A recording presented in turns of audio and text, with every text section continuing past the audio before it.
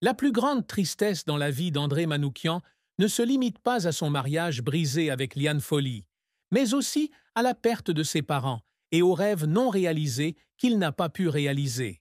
Son père est décédé dans les années 1990, alors qu'André était au sommet de sa carrière de musicien et de producteur. Il avait confié un jour à France Inter, lors d'une conversation, que c'était son père qui lui avait acheté son premier piano à l'âge de 7 ans, et son départ avait laissé André dans un état de silence rare. Il était assis dans sa maison de Lyon après les funérailles de son père, les larmes coulant sur son visage tandis qu'il jouait Autumn Leaves, l'une des premières chansons de jazz que son père lui a apprises. C'est mon père qui m'a donné la musique, dit-il. Et quand il est parti, j'ai eu l'impression de perdre une partie de moi-même. Sa mère décède quelques années plus tard, au début des années 2000, laissant un autre vide dans le cœur d'André. C'était une femme arménienne fière, qui lui racontait l'histoire de sa famille et les chansons folkloriques que chantaient ses ancêtres. Elle avait l'habitude de s'asseoir dans sa petite cuisine à Lyon et de chanter des berceuses à André en arménien quand il était enfant. Et ces mélodies sont devenues plus tard l'inspiration de plusieurs de ses compositions. À la mort de sa mère, André était assis seul dans son appartement parisien, les larmes coulant sur son visage, tandis qu'il écoutait l'un de ses vieux disques, avec le sentiment d'avoir perdu une partie de ses racines.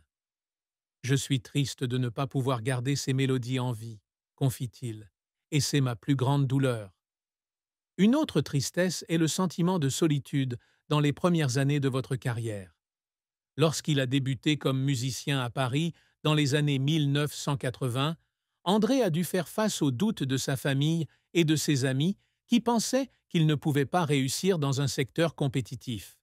Il était assis dans sa petite chambre louée à Belleville, les larmes coulant sur son visage alors qu'il pensait qu'il ne surmonterait jamais les barrières financières et sociales pour vivre sa passion.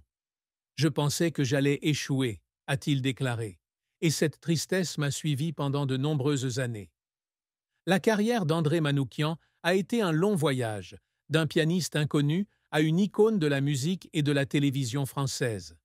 Il a commencé sa carrière dans les années 1980 en collaborant avec Liane Folly sur son premier album The Man I Love, 1988, où il a été à la fois compositeur et claviériste. L'album a été un énorme succès, se vendant à plus de 200 000 exemplaires en France, et a établi André dans l'industrie musicale. Il continue à composer pour de nombreux artistes célèbres tels que Malia, Michel Petrucciani et Charles Aznavour, avec des chansons comme Les Yeux de Liane, devenant des classiques. L'apogée de la carrière d'André a eu lieu en 2004, lorsqu'il est devenu juge à Nouvelle Star sur M6. Avec son style humoristique, sa philosophie musicale unique et ses commentaires perspicaces, il est rapidement devenu le visage le plus apprécié de l'émission. Il siégeait au jury, souriant fièrement en découvrant des talents comme Julien Doré ou Camélia Jordana, avec le sentiment d'avoir contribué à façonner l'avenir de la musique française. Nouvelle Star a été diffusée jusqu'en 2017 et André a participé à un total de 12 saisons, devenant ainsi l'un des juges les plus anciens de l'histoire de l'émission. Cependant, la carrière d'André n'a pas été sans échec. Un grand choc est survenu lorsque son album solo, Incala, 2008, n'a pas réussi à obtenir le succès escompté.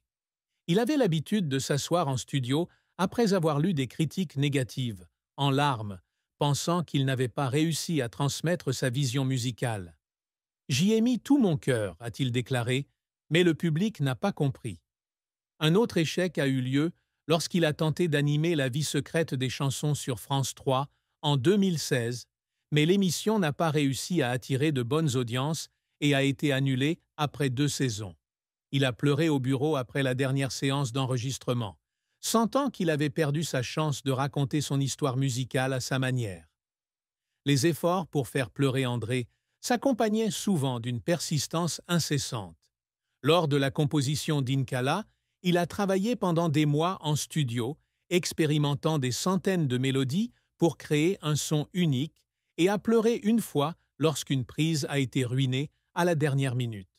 Lors de sa préparation pour Nouvelle Star, il examinait des centaines d'auditions chaque saison, pleurant en écoutant les histoires touchantes des candidats, craignant de ne pas être assez juste dans son jugement. À 68 ans, André admet que chaque larme fait partie du voyage, l'aidant à grandir dans l'art et dans la vie.